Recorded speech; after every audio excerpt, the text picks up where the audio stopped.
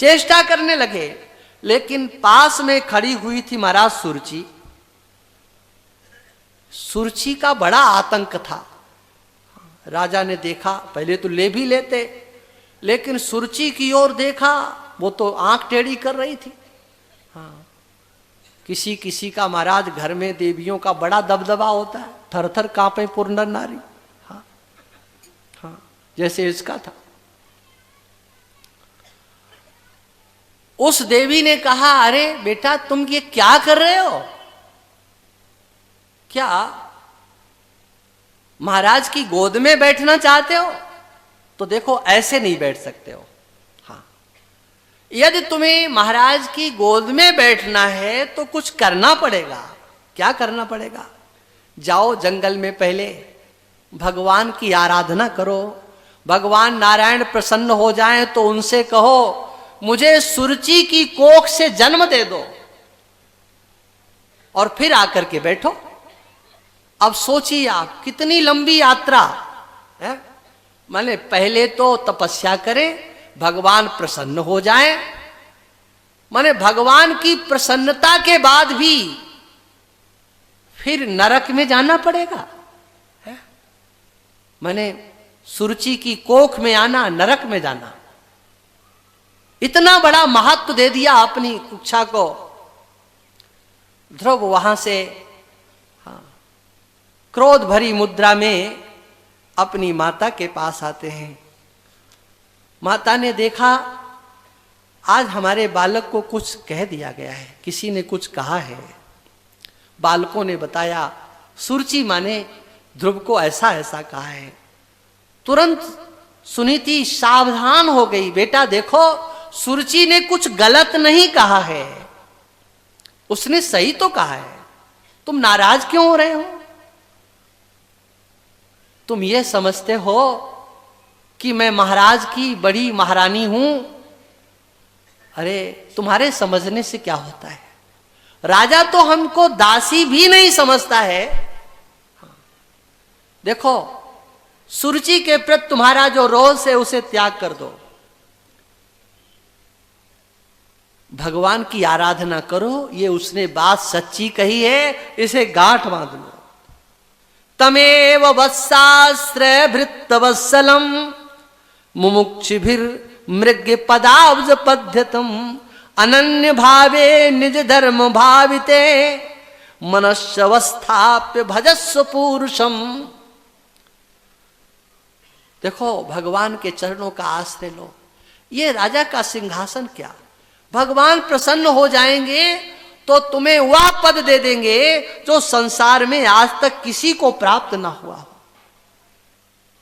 मनु, ब्रह्मा, ये सब के सब भगवान के आश्रय से ही उच्च कोट के पदों को प्राप्त किए हैं। इसलिए बेटा जाओ तुम जंगल में भगवान की आराधना करो। ध्रुव जी ऐसे निश्चित थे, अपने माता के वचनों पर विश्वास करने वाले।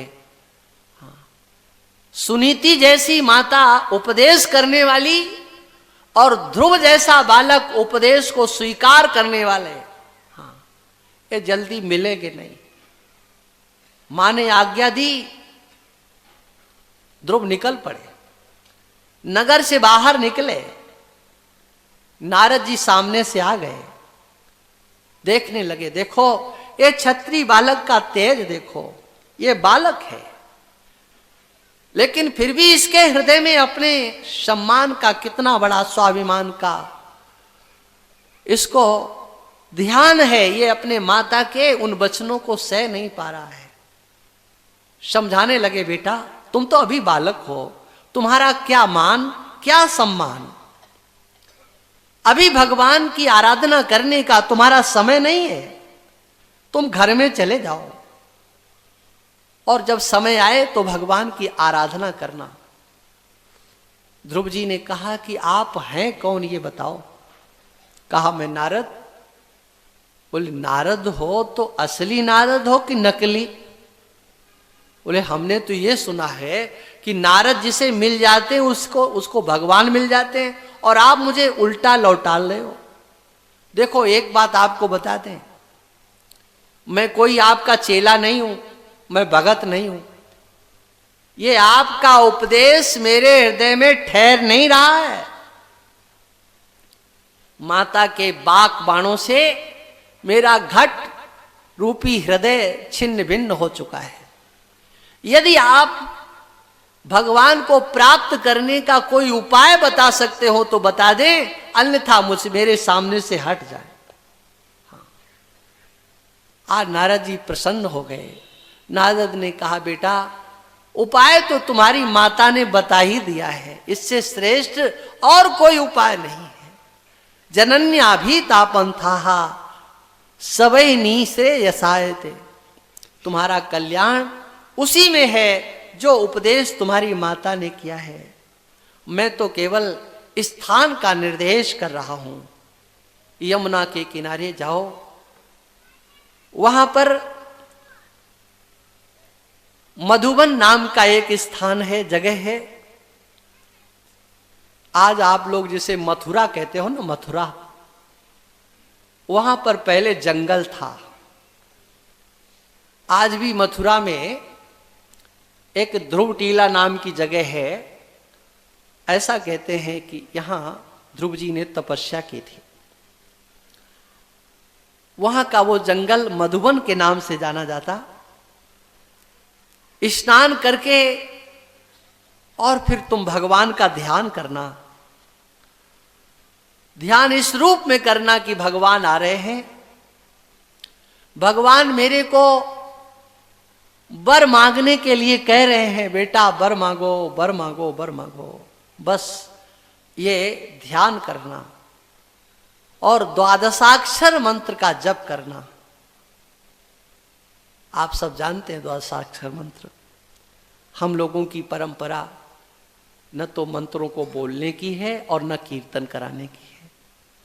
अब आज जो कीर्तन कराते हैं, बोलते हैं, उनको ना हम रोकने जाते हैं, ना आप लोगों से कहते कि आप रुकना। जैसी जिसकी परंपरा है, जो करता है करे।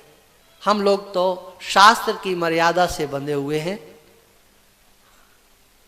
द्वादशाक्षर मंत्र दिया, उस मंत्र से ही भगवान का आराधन चिंतन करने का उपदेश दिया। ध्रुव जी को विदा कर दिया। ध्रुव जी नारद जी के चरणों में प्रणाम करके, परिक्रमा करके मधुबन में चले गए। और जैसा नारद जी ने बताया था, उसी के अनुसार ध्रुव ने भगवत चिंतन करना प्रारंभ किया।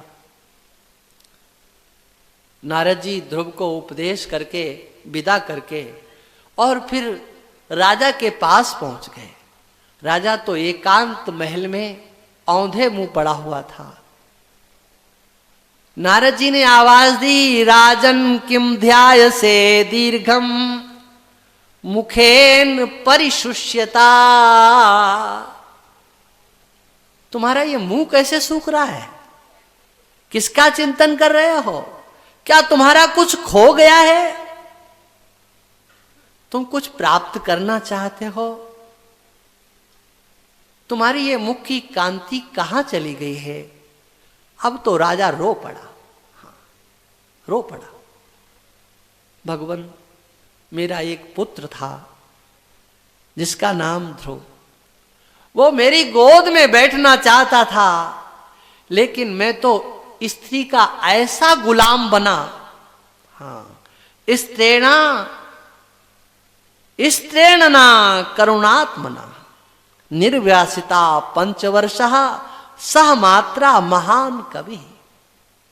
मैंने उसे घर से निकाल दिया। भगवान, वो गांव से भी बाहर चला गया है, जंगल में गया है, कहीं कोई हिंसक पशु उस पर आक्रमण न कर दे। मुझ दुरात्मा का ये दौर्बल्य तो देखो। मैं स्त्री के चरणों का सेवक बन गया। मैंने बुद्धिमान शिष्ट बालक को अपने से अलग कर दिया। अब वो कहां होगा? कौन उसका संरक्षण करेगा? कौन उसे भोजन देगा? नारद जी ने कहा, उत्तानपाद, गलती तो तुमसे बहुत बड़ी हो चुकी है, लेकिन अब हम तुम्हें विश्वास दिलाते हैं, तुम उसके लिए शोक मत करो। मामा सुचहा सुतनयम देवगुप्तम विषाम्यते। तुम्हारे बालक की रक्षा भगवान करेंगे। हाँ, देखो बहुत जल्दी तुम्हारा बालक तुम्हारे पास आ जाएगा, भगवान का साक्षात्कार दर्शन करके, और वो तुम्हारे पास आएगा। इधर ध्रुव जी महाराज ने जाकर के तपस्या प्रारंभ की। ऐसा कठोर तप किया कि छठे महीने में उन्होंने अपने प्राण वायु को रोक दिया। एक पैर से खड़े हो गए, स्तब्ध होकर के दोनों हाथ ऊपर कर लिए। उनके इस कठोर तप को देख करके देवता घबरा गए। देवताओं ने जाकर के भगवान नारायण से कहा, महाराज ये उत्तानपाद का पुत्र पता नहीं क्यों परेशान कर रहा है, आप जरा इसको संभालो। भगवान ने कहा, डरो मत, ये तुम्हारा राज्य, तुम्हारा सिंहासन, तुम्हारी पद को लेने के लिए तपस्या नहीं कर रहा है। देवताओं डरो मत, मैं उसे संभाल लूंगा। और ऐसा देवताओं को कह करके आज वो सहज शीश भगवान गरुड़ पर बैठ करके चल पड़े मधुवन के लिए। क्यों? दर्शन देने जा रहे हैं। हाँ, बोले नहीं, मैत्रेय जी महाराज कहते हैं आज भगवान दर्शन देने के लिए नहीं, वृत्त दिदिक्षया गतः, आज अपने भक्त का दर्शन करने के लिए भगवान जा रहे हैं। हाँ, वृत्त दिदिक्षया गतः, दर्शन करने के लिए जा रहे हैं। वहां देखा ध्रुव एकाग्र चित्त से नारद जी ने जो बताया उसका ध्यान कर रहे थे। भगवान ने ध्रुव के ध्यान को आकृष्ट किया। जिस ध्यान में मग्न थे उसमें विक्षेप हुआ, ध्रुव के नेत्र खुले, देखा भगवान सामने खड़े हैं। हाँ, नारद जी के वचनों को याद करने लगे। भगवान आ गए, अब हम क्या करें? इनके हाथों को लेकर के अपने मस्तक पर रख लें या इनके हम चरणों को पकड़ लें? अरे ये तो भगवान है, भगवान की स्तुति की जाती है, लेकिन मुझे तो कुछ आता नहीं है। और तब भगवान ने अपना शंख लेकर के ध्रुव के कपोलों से स्पर्श करा दिया। भगवान की वो दिव्य स्तुति करने लगे। देखो, जो स्तुति हम लोग करते हैं ना, ये मान लेते हैं हमने इतना पाठ कर लिया, इतनी स्तुति कर ली, ध्यान ये जाना चाहिए ये स्तुति हमने की नहीं है, भगवान ने करा ली है। भगवान की शक्ति से ये स्तुति हो रही है। केवल ध्रुव को नहीं, हमको भी बोलने की शक्ति भगवान दे रहे हैं। और ध्रुव एक दार्शनिक विषय यहां प्रस्तुत करते हैं। भगवान आप बहुत अच्छे हैं। देखो, भगवान तो खड़े हैं सामने, सामने खड़े हुए भगवान की ध्रुव स्तुति नहीं करते। तब ध्रुव कहते हैं, भगवान आप तो मेरे हृदय में विराजमान हो। योन्ता प्रविश्य मम वाचमिमां प्रसुप्तां संजीवयत्यखिल शक्तिधरा सुधाम्ना अन्याश्च हस्तचरण श्रवणत्वगादीन् प्राणान्नमो भगवते पुरुषाय तुभ्यम। जो हमारे अंतः प्रविष्ट होकर के मेरी वाणी को बोलने की शक्ति देते हैं। ये इंद्रियां तो सुप्त हैं, इनको चैतन्य करते हैं, प्राणों में गति पैदा करते हैं। ऐसे उन भगवान को, अंतस्थ भगवान को हम बार बार प्रणाम करते हैं, बार बार प्रणाम करते हैं। भगवान आप एक होकर के माया के आश्रय से महदाद भूतों की उत्पत्ति करते हैं। भगवान आपका ये स्वरूप कितना सुंदर है, आपकी कथाओं में कितना रस है।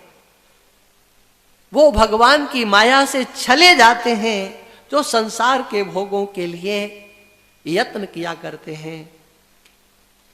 आपके ध्यान में, आपके भजन में, आपकी कथा में जितना आनंद है, वह आनंद तो मुक्ति पद के अंतर भी नहीं है।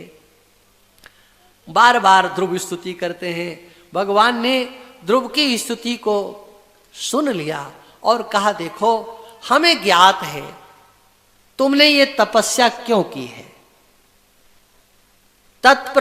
तत्प्रयक्षामि भद्रम ते दुरापमपि सुब्रत।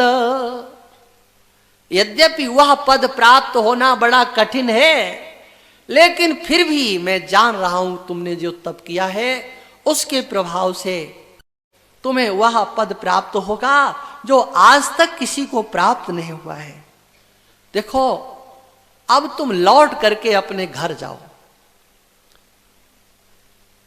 वहां पर 36,000 वर्ष तक शासन करोगे। देखो एक दिन तुम्हारा छोटा भाई उत्तम शिकार खेलने के लिए जंगल में जाएगा, मारा जाएगा। 36,000 वर्ष के बाद पुनः तुम हमारे धाम को, उस पद को प्राप्त करोगे। और ऐसा कहकर के भगवान वहां से अंतर्धान हो गए। आज ध्रुव अपनी नगर के लिए चले, लेकिन उनके हृदय में प्रसन्नता नहीं है। विदुर जी ने कहा, महाराज इतना बड़ा कार्य, इतनी सफलता मिली और प्रसन्नता नहीं। बोले हां प्रसन्नता नहीं। क्यों प्रसन्नता नहीं?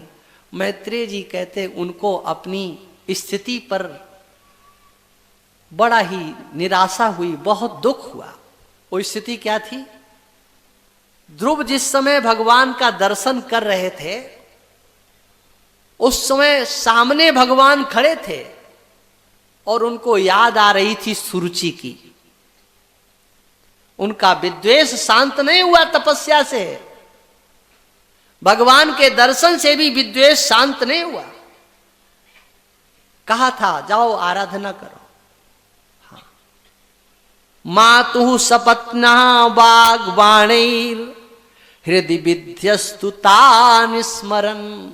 जो माता ने चुभते हुए बाक बाण छोड़े थे, उन वचनों का उनको स्मरण हो रहा था और आज पश्चाताप करने लगे, मेरे जैसा अज्ञानी कौन होगा।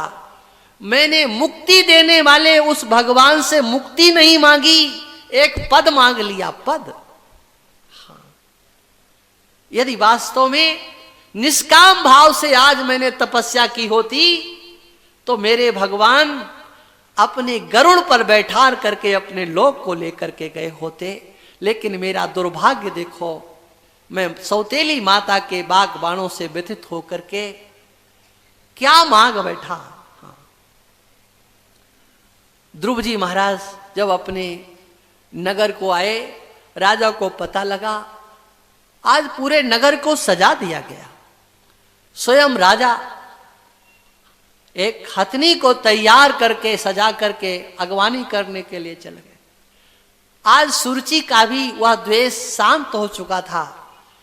सुरुचि और सुनीति अलग अलग पालकी में बैठ करके अपने पुत्र का से मिलने के लिए गए। ध्रुव ने दोनों माताओं को प्रणाम किया, लेकिन बड़ी सावधानी पूर्वक सबसे पहले उन्होंने माता सुरुचि के चरणों में प्रणाम किया। यहां तक आते आते उनका वैमनस्य भी सुरुचि के हृदय से और ध्रुव के हृदय से सुरुचि के प्रति जो वैमनस्य था वो निकल चुका था। सुरुचि के चरणों में प्रणाम किया। माता सुनीति ने भी ध्रुव को हृदय से लगाया। उसके बाद उत्तानपाद के हृदय में ये भाव आया, देखो ये मेरा बालक 5 वर्ष का और इसने भगवान का दर्शन कर लिया और मैं अभी इसी गृहस्थ आश्रम में फंसा हूं, अब मैं यहां नहीं रहूंगा। तुरंत ब्राह्मणों को बुला करके ध्रुव को सिंहासन पर बैठाला और स्वयं जंगल में भगवत आराधन करने के लिए चले गए। जैसा भगवान ने कहा था, एक बार ध्रुव के छोटे भाई उत्तम जंगल में गए, एक यक्ष के द्वारा उनका वध कर दिया गया। ध्रुव ने अपने भाई का बदला लेने के लिए यक्षों के साथ युद्ध प्रारंभ कर दिया, अनेक यक्षों को मार डाला। मनु जी महाराज ने ध्रुव को आकर के समझाया, अरे ध्रुव ये क्या कर रहे हो, एक के अपराध का आपने कितनों को दंड दिया है। देखो तुम भगवान के भक्त हो, तुम्हें यह शोभा नहीं देता है। ध्रुव ने मनु जी महाराज के वचनों को मान करके युद्ध को शांत कर दिया। उसी समय कुबेर जी आ गए। कुबेर ने कहा, ध्रुव मैं तुम्हारे ऊपर प्रसन्न हूं, तुम अपने पितामह का इतना सत्कार करते हो, बैर का त्याग कर दिया, तुम्हारे हृदय से द्वेष निकल गया, तुम जो चाहो मेरे से वरदान मांग लो। हाँ, ध्रुव ने कहा, भगवान जरूर मांगूंगा, जरूर मांगूंगा। देखो जो चीज भगवान नहीं देते हैं वो भगवान के भक्त दे दिया करते हैं। हम भगवान से उनके चरणों की भक्ति मांग रहे थे, भगवान ने कह दिया जाओ तुम्हें श्रेष्ठ पद प्राप्त होगा। मुझे भगवान ने भक्ति नहीं दी है, आप कृपा करके मुझे भगवान के चरणों की भक्ति दे दो। उसके बाद ध्रुव तो एक एक दिन गिन रहे थे। जैसे ही 36,000 वर्ष पूरे हुए, अपने पुत्र को राज्य दिया, चले गए बद्र का आश्रम में और वहां जाकर के तपस्या करने लगे। एक दिन देखा प्रातः काल भगवान के पार्षद विमान लेकर के आ गए हैं। ध्रुव ने उन सब पार्षदों की ओर देखा। पार्षदों ने कहा, यह विमान आपके लिए आया हुआ है। ध्रुव ने कहा, मुझे तो अभी नित्य कर्म करना है। हाँ, उन्होंने संध्या वंदन गायत्री किया। उसके बाद ऋषियों के पास गए, सबसे जाकर के प्रणाम करके विदा मांगी, आप मुझे आदेश दें, भगवान के धाम से विमान आया है, हमें जाना है। आज सभी ऋषि भक्तराज ध्रुव को विदा करने के लिए आए। जब ध्रुव विमान पर बैठने लगे, उसी समय मृत्यु आ गए। ये मृत्यु लोक है, मेरा वरण किए कोई यहां से जाता नहीं है। ध्रुव ने कहा, मैं तुम्हारा वरण तो नहीं करूंगा, हाँ तुम्हारा स्पर्श जरूर करूंगा। ध्रुव ने मृत्यु के मस्तक पर चरण रख करके विमान में बैठ करके, जैसे ही विमान चला, ध्रुव को स्मरण हो गया, मेरी मां का चिंतन करने लगे। भगवान के पार्षदों ने कहा, ध्रुव किसका चिंतन कर रहे हो? अरे मेरी मां तो वही। पार्षदों ने कहा, देखो ध्रुव, जिस मां ने तुम्हारे जैसे पुत्र को जन्म दिया, उस मां का विमान या वो मां वहां, ऐसा मत सोचो। जरा सामने देखो, देखो वो सामने विमान जा रहा है, वो किसका है? देखो उसमें कौन बैठा है? ध्रुव ने देखा, मेरे विमान से आगे आगे मेरी माता सुनीति का विमान जा रहा है। मां सुनीति विमान में बैठी है। तपस्या की ध्रुव ने, ध्रुव पद प्राप्त करने का वरदान दिया भगवान ने ध्रुव को, लेकिन उस ध्रुव लोक में ध्रुव से भी पहले ध्रुव की माता पहुंच गई।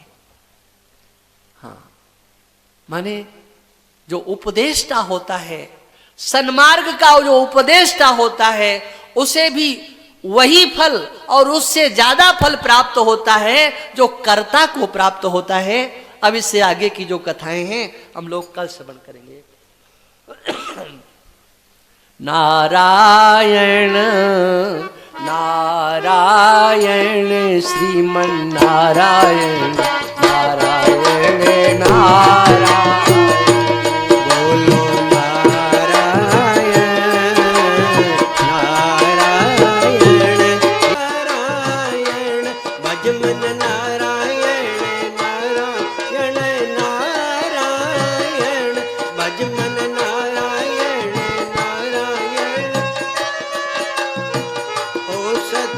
नारायण नारायण नारायण सत्यनारायण नारायण नारायण श्रीमन नारायण नारायण नारायण बोलो नारायण।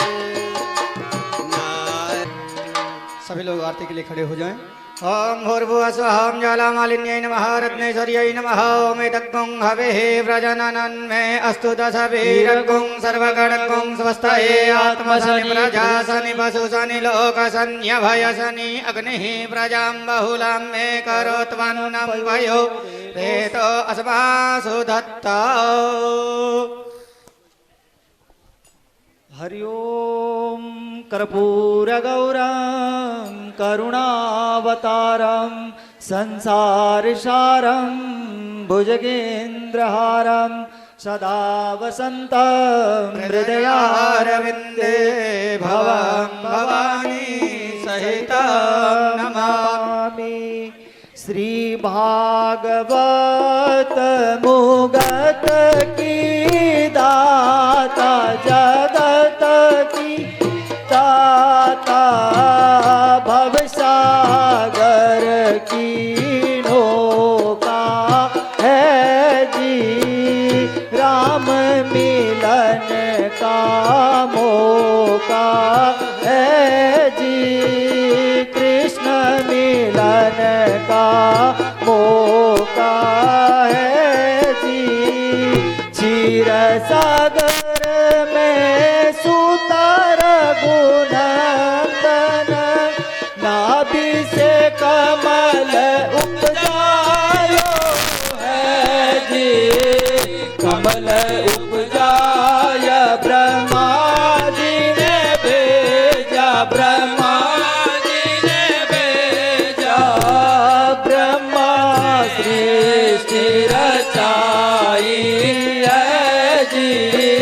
श्री भागवत मुगत की दाता जगत की माता भवसागर की नौका है जी राम मिलन का मौका है जी। ब्रह्मा बीज दियो नारद को नारद वृक्ष लगायो है जी वेदव्यास जी करिए पालना करिए पालना सुखदेव जी प्रगट कीनी है जी। श्री भागवत मुगत की माता जगत की भवसागर की नौका है जी राम मिलन का मौका है जी। श्री भागवत जी की गोदत डाला सीन तो 35 चाहता है जी 18,000 बरसा का युग कही जय बरसा का युग कही जय और पात्र विषय का है जी। श्री भागवत मुगत की माता जगत की दाता भवसागर की नौका है जी राम मिलन का मौका है जी कृष्ण मिलन का मौका है जी। पान पुष्प की गिरती नाए सुखदेव जिले को लीनो है जी। पान पान में अमृत बरसे अमृत बरसे मुनियन के मन भायो है जी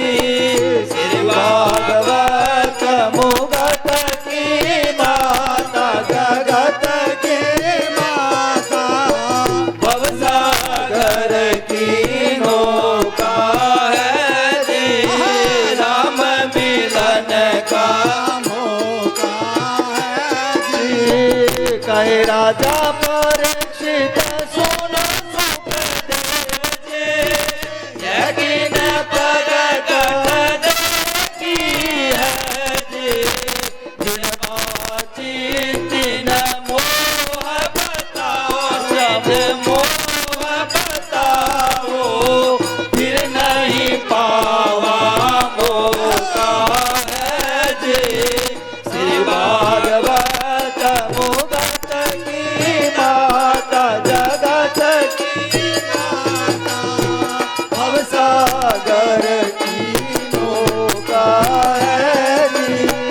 राम मिलन का मौका है जी। कर सुखदेव जी सुनो राजा परीक्षित, गंगा के घाट बचाई है जी। गौ करण धुंध कारी कारण, श्री भागवत सुनायो है जी। श्री भागवत मुगत की दाता, जगत की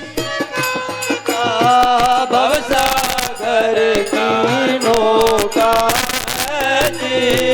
राम मिलन का मौका है जी। कृष्ण मिलन का मौका है जी। ज्ञान वैराग्य